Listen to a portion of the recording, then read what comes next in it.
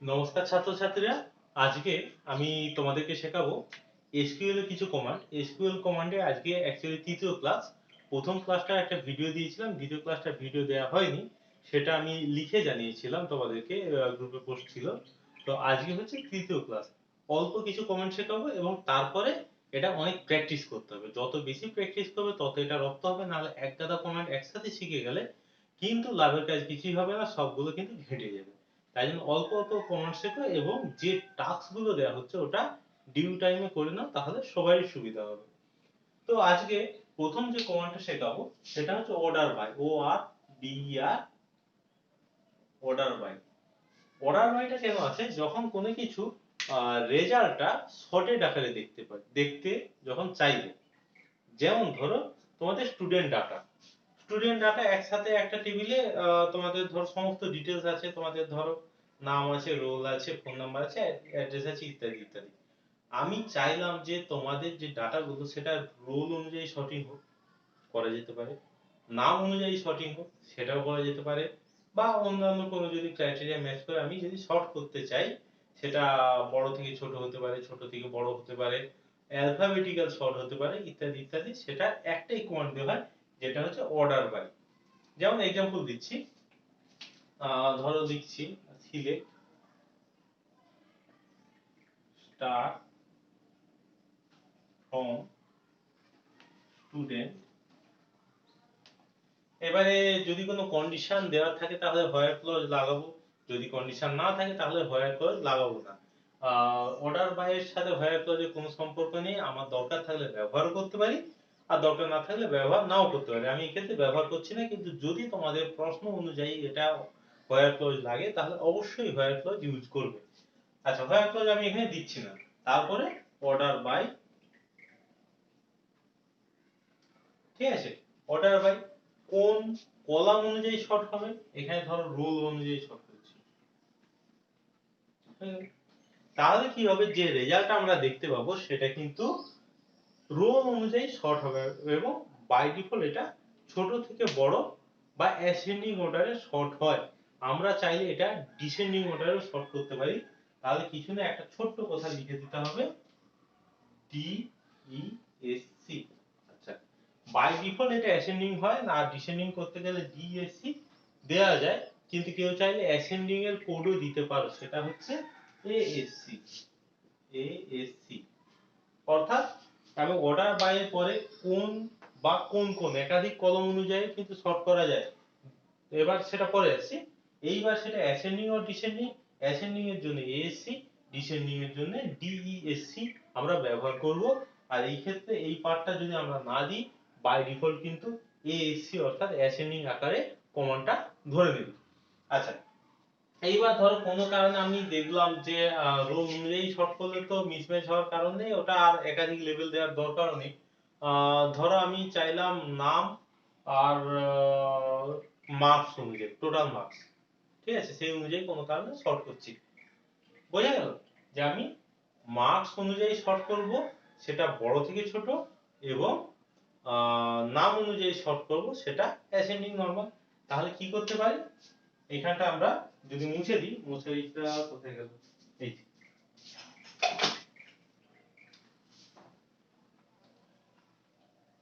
হ্যাঁ, তাহলে order by marks, DESC, কমা দিয়ে দাও, একাধিক লেভেলের জন্য কমা দিয়ে দিয়ে লিখবো, তারপরে নেম দিয়ে সেমিকোলনও দিতে পারো, বা এএসসিও দিতে পারো। এএসসি দিলে অ্যাসেন্ডিং হয়, আর কিছু না দিলে বলেইছি অ্যাসেন্ডিং আকারে হয়। এইভাবে হয় আমার অর্ডার বাই ক্লজটা। আর যদি কারো যদি কোয়েরি থাকে যে আমি হোয়ার কি মানে কিভাবে ইউজ করব, যেমন সিলেক্ট স্টার ফ্রম স্টুডেন্ট, তারপরে হোয়ার ক্লজ এখানে ইউজ হয় হোয়ার সামথিং সামথিং সামথিং, তারপরে নিয়ে এখানে সামথিং সামথিং সামথিং এর মধ্যে যে কোনো তোমার ইচ্ছা কন্ডিশন দিয়ে দিতে পারো, একাধিক কন্ডিশন ইউজ করতে পারো, যেটা আগে ক্লাসে বলেছিলাম, আগের ক্লাসে লিখে দিয়েছিলাম, যেটা তাতে কিন্তু ছিল কিভাবে একাধিক আমাদের কন্ডিশন ইউজ করা হবে, এন্ড ইউজ করতে পারো, অর ইউজ করতে পারো, এইভাবে যোগ করতে পারো।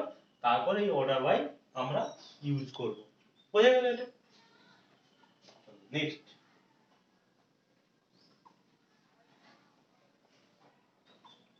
নেক্সট হচ্ছে আপডেট কমান্ড। আচ্ছা, আপডেট কমান্ডটা কি? যখন কোনো টেবিলে কোনো ডাটা চেঞ্জ করব, পরিবর্তিত করব, অর্থাৎ সোজা কথায় আপডেট করব, তখন এটা ব্যবহার করতে পারি। কিভাবে ব্যবহার করতে পারি? ঠিক এইভাবে। কমান্ডটা হচ্ছে আপডেট।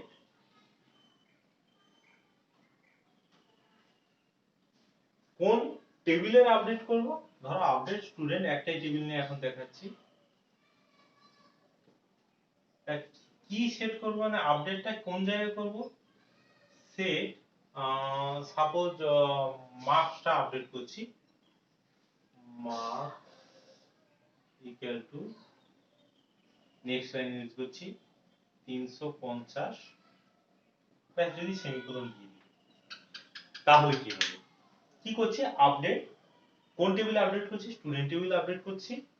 কি আপডেট করছি? মার্কস ইকুয়াল টু 350 যদি দিয়ে দিই, তাহলে আমি কোনো কন্ডিশন আমি ব্যবহার করিনি, তাহলে ও প্রতিটা সিঙ্গেল রো কে তুলবে, রো বাই রো তুলবে, এক একটা করে মার্কস কে 350 করবে, ক্লোজ করবে, নেক্সট রো করবে। মানে যতজন স্টুডেন্ট আছে, তোমাদের এই দেখছিলাম প্রায় 200-র উপরে, 240 না কত স্টুডেন্ট আছে তোমাদের এবারে 12, তো প্রত্যেকেরই ডাটা তুলবে, তুলে সবাইকে 350 করবে, করে সেভ করবে। আমি তো সেটা চাই না, আমি পার্টিকুলার কোনো একটা স্টুডেন্টের করতে চাইছিলাম আপডেটটা।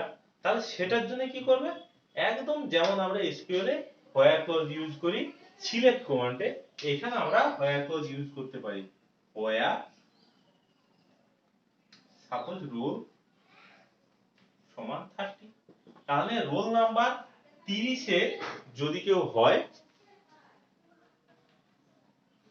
রোল নাম্বার 30 এর যদি কেউ হয়, তাহলে সেই রোল নাম্বার 30 কে খুঁজবে, খোঁজার পরে তার মার্কসটা এভাবে আপডেট করে দেবে। ঠিক আছে? এই ক্ষেত্রে তোমরা যেমন হোয়ার ক্লজ ইউজ করো সেভাবে ইউজ করতে পারো। এইভাবে কি হয়? আপডেট হয়। ওকে,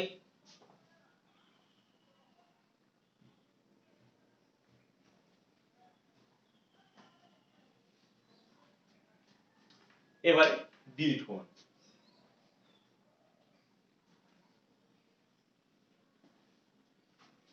ঠিক আছে? ডিলিট কমান্ডে কি হয়? ডিলিট কমান্ডে ডাটা ডিলিট হয়, টেবিল কিন্তু ডিলিট হয় না, ডাটা ডিলিট করার জন্য ব্যবহার করা হয়। তাহলে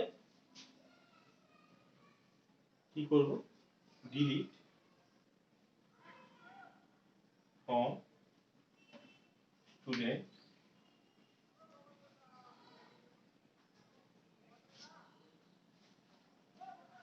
তারপরে কি করব?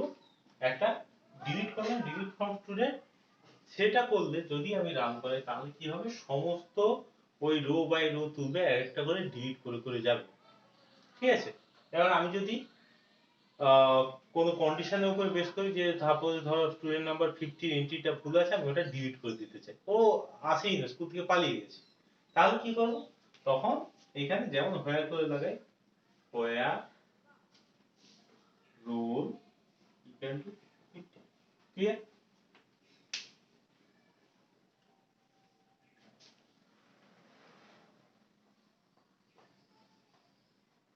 নেক্সট, আচ্ছা, আগের দিনে হোয়ার ক্লজে একটা জিনিস দেখেছো, যে একাধিক আমরা যদি ম্যাচ করাতে চাই, তাহলে আমরা এন্ড এন্ড এন্ড বা অর অর অর, যেখানে যেমন আমাদের লজিক অনুযায়ী আমরা পরপর পরপর যুক্ত করতে পারি।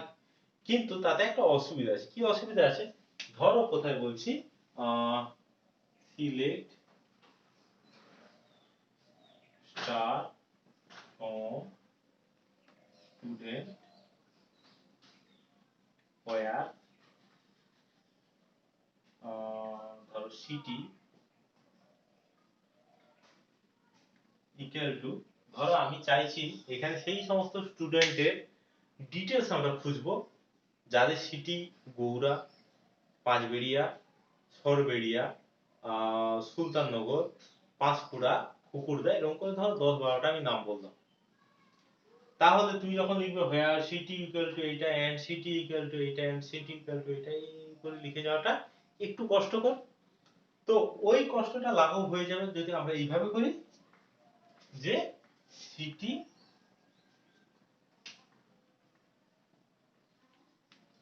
ইন ব্র্যাকেট সিঙ্গেল কোট, পরপর পরপর লিখে যাবো, গৌড়া, কমা,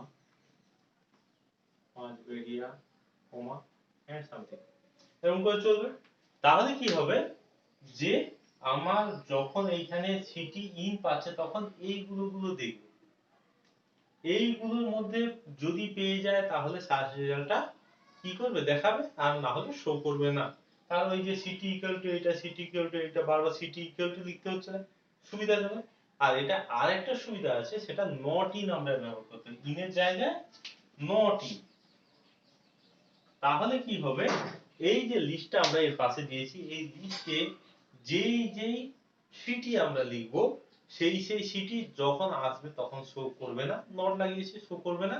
আর যখন এগুলো আসবে না, এগুলোর মধ্যে কোনো সিটি আসবে না, তাদেরকে কিন্তু আমার রেজাল্টে শো করাবে। এই হচ্ছে ইন, ইনের সাথে নট ইন, এই দুটো আমরা দেখিয়ে দিলাম। তো এরপরে আসছি বিটুইন কমান্ড।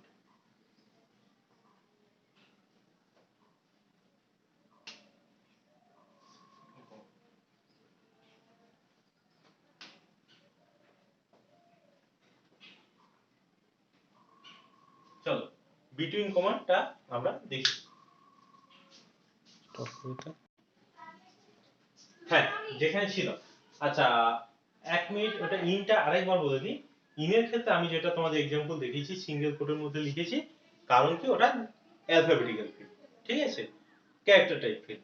কিন্তু যদি আমরা নিউমেরিক ফিল্ড দিতাম তাহলে কিন্তু ওই সিঙ্গেল কোট ব্যবহার করতে হতো না, যেমন নরমালি কমা কমা দিয়ে লিখি ব্র্যাকেট দিয়ে সেইভাবেই লিখতে হতো, মানে একই রকম ফ্যাশনে লিখতে হবে, শুধু ওই সিঙ্গেল কোটটা ব্যবহার করা হবে না। সিঙ্গেল কোটটা কেবলমাত্র আমরা ক্যারেক্টার টাইপ ডাটার জন্য ব্যবহার করি, যেটা তোমরা জানো, আর এবার শুধু মেনশন করে দিলাম। চলো বিটুইনটা শুরু করা যাক। বিটুইনটা কিন্তু আমরা নিউমেরিক ফিল্ডের ক্ষেত্রে ব্যবহার করতে পারবো, এটা অ্যালফাবেটিক্যালের ক্ষেত্রে সেই অর্থে ব্যবহার করব না। তাহলে দেখা যায় বিটুইনটা কিসের ক্ষেত্রে, ধরো এইচএস এর রেজাল্ট আউট হলো, ধরো তোমাদের এরকম 11 এর রেজাল্ট আউট হলো, আমি দেখতে চাইছি যে কারা কারা 300 থেকে 350 বা 400 থেকে 450 এর মধ্যে কারা আছে সেই নামগুলো আমি বা তার সমস্ত ডিটেইলস দেখব। তাহলে কি করব, তাহলে এই বিটুইন কমান্ডটা কিন্তু খুব কার্যকরী। কারণ আমি যদি ওই বলতাম যে ওই 400 থেকে 450, তাহলে আমি কি লিখবো যে হয় মার্কস ইকুয়াল টু 400 কমা বা হয় marks equal to 400 and marks and or হবে অর মার্কস ইকুয়াল টু 401 402 403 এরকম করে 50 হবে। তোমরা বলবো আমরা ইন ইউজ করতে পারি, তাহলে হয় মার্কস ইন 400 401 402 403 405 করে 450 অবধি দিতে হবে, খুবই অসুবিধাজনক। সেই ক্ষেত্রে আমরা বিটুইনটা কিন্তু এটা অনেক সুবিধা আছে। কি করব, select star from student where marks between 400 and 450। তাহলে একদম সিম্পল, এটা পড়লেই তোমরা বুঝে যাবে কি হতে চাইছে, যে সমস্ত স্টুডেন্টের ডাটা সিলেক্ট করো, কোথা থেকে, স্টুডেন্ট টেবিল থেকে সিলেক্ট করো, যেখানে মার্কসটা কোথায় থাকবে 400 এবং 450 এর মধ্যে। এইভাবে আমরা ব্যবহার করতে পারি। ক্লিয়ার? চল এবার নেক্সট লাইক।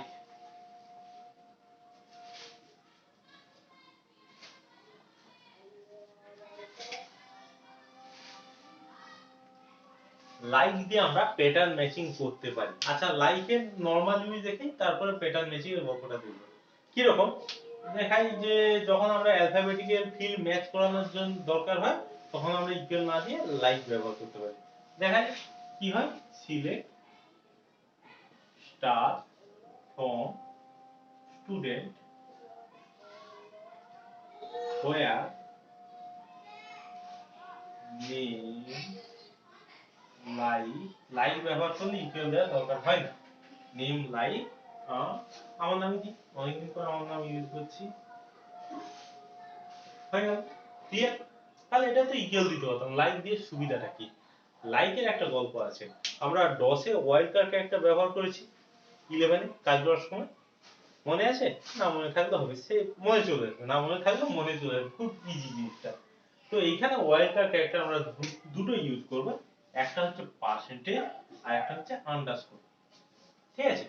তো পার্সেন্টেজ কি আন্ডারস্কোর কি, আন্ডারস্কোর একটা সিঙ্গেল ক্যারেক্টারকে রিপ্রেজেন্ট করে, একটাই। আর পার্সেন্টেজ 0 থেকে ইনফাইনাইট অবধি যতগুলো ক্যারেক্টারকে রিপ্রেজেন্ট করতে পারে।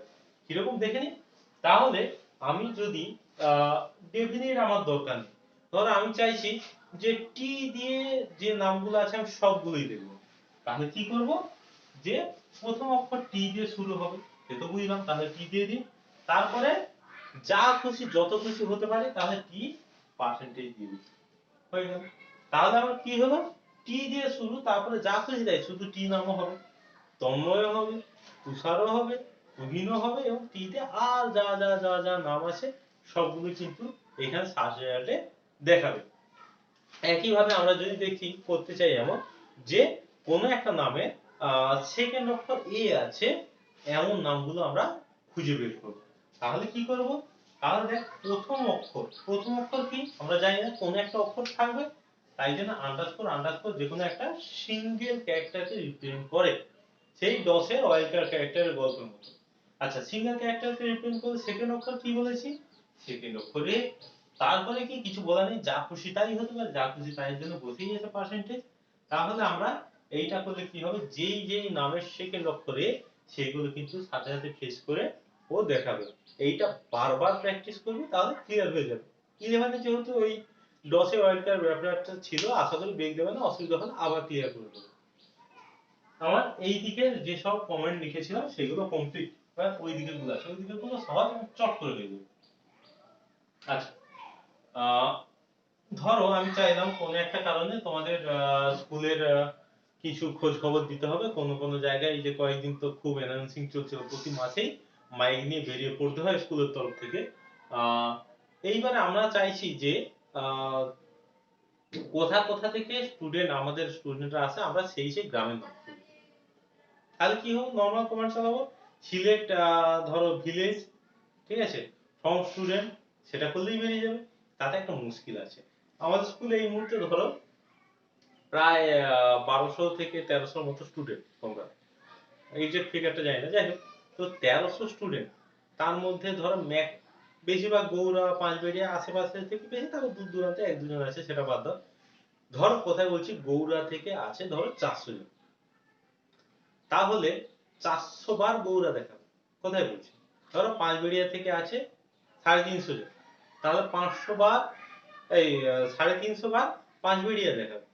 তাহলে সেটা অসুবিধাজনক, আমি খুঁজবো কি করে, এত পাঁচবেড়িয়া এত লিস্ট অনুযায়ী গৌড়া গৌড়া গৌড়া, অসুবিধাজনক। তো সেইটার জন্য একটা কিওয়ার্ড আছে, সেটা হচ্ছে ডিস্ট্রিক্ট। সেটা কিরকম, দেখো এরকম খুবই সুন্দর, সিলেক্ট ডিস্ট্রিক্ট ভিলেজ, যদি ভিলেজ নামে কোনো ফিল্ড থাকে, না হলে তুমি ভিলেজ দিলে অ্যাড্রেস থেকে ভিলেজ তুলে ফেলবে, সেটা তো হয় না। ধরো ভিলেজ নামে একটা ফিল্ড আছে, তাতে যে যার ভিলেজ এন্ট্রি করে রেখেছে, ওকে, ভিলেজ ফ্রম স্টুডেন্ট। এখানে আমরা হোয়ার ক্লজ ইউজ করতে পারি যদি দরকার হয়, ধরো আমরা ক্লাস 12 এর চাই, ক্লাস 11 এর চাই, ক্লাস 10 এর চাই, হোয়ার ক্লজ ইউজ করতে পারি। আর না দিলেও হবে, তাহলে কি সব স্টুডেন্টের থেকে ভিলেজ গুলো তুলবে, কোন কোন গ্রাম থেকে, এই মানে ভিলেজ গুলো তুলবে, ডিস্ট্রিক্ট মানে গৌড়া একবারই আসবে, সেখান থেকে 500 কেন 1000 জন এলেও গৌড়া একবারই শো করবে, পাঁচবেড়িয়া একবারই শো করবে, সেখানেও বলছে, সেখানে ওই 350 কেন 500 কেন 1000 শো, 1000 থাকলেও একবারই শো করবে। তাহলে আমার কাজটা তো উদ্ধার হয়ে যাবে, যে আমার এই গ্রামে যেতে হবে, সেইটা আমার দরকার, এই 500 বার গৌড়া বা 500 বার পাঁচবেড়িয়া দেখে তো আমার দরকার নেই। তাহলে ডিস্ট্রিক্ট কমান্ডের কাজটা বোঝা গেল। এইবার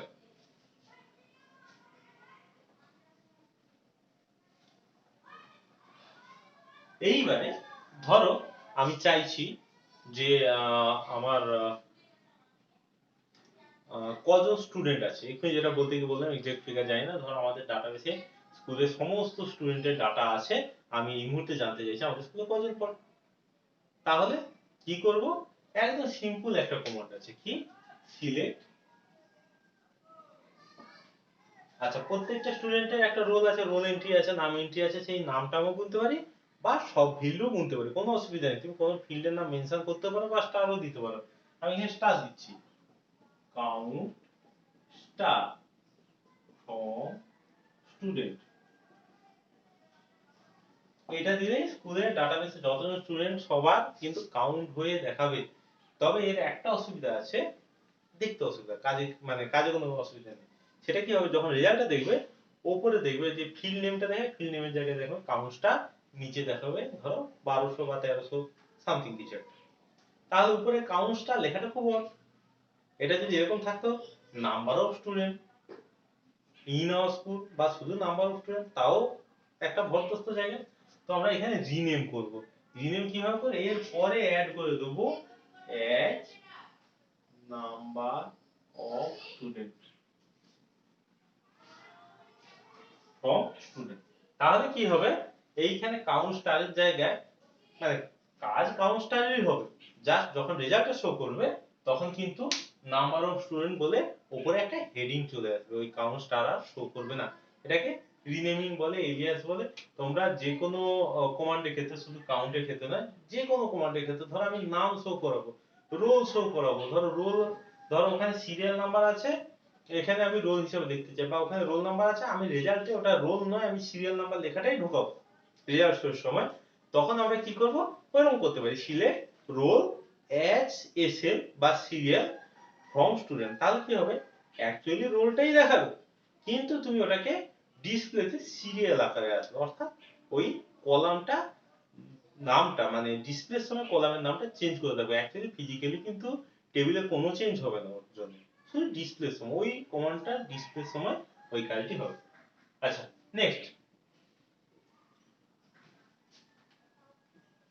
আচ্ছা, এই ক্ষেত্রে কিন্তু আমরা কাউন্ট, এই যে কাউন্ট স্টার করলাম, আচ্ছা এখানে এইখানে এটা টিক চিহ্ন হবে উপর দিকে, ভুল করে এখানে, আচ্ছা কাউন্ট স্টার যে করলাম, এখানে আমরা কন্ডিশন লাগাতে পারি, where class equal to 12, তাহলে 12 এ কতজন আছে পেয়ে যাবো, ক্লাস equal to 8, তাহলে 8 এ কতজন আছে পেয়ে যাবে, এরকম কন্ডিশন লাগাতে পারি।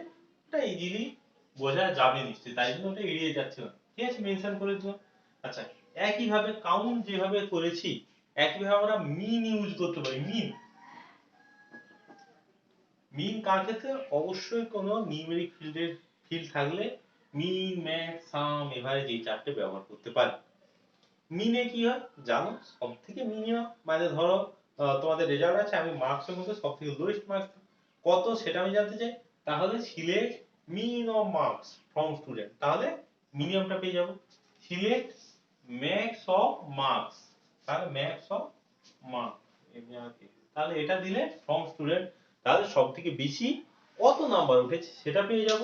একইভাবে সাম এবং এভারেজও আমরা পেয়ে যাব, সাম অফ মার্কস, তার মানে টোটাল কত মার্কস হয়েছে, সমস্ত স্টুডেন্টের মার্কস যোগ করে কিন্তু লেখা, ঠিক আছে। বা এভারেজ আমরা ওখান থেকে পেয়ে যেতে পারি যে গড়ে কত পেয়েছে, এটা বোঝাই যাচ্ছে।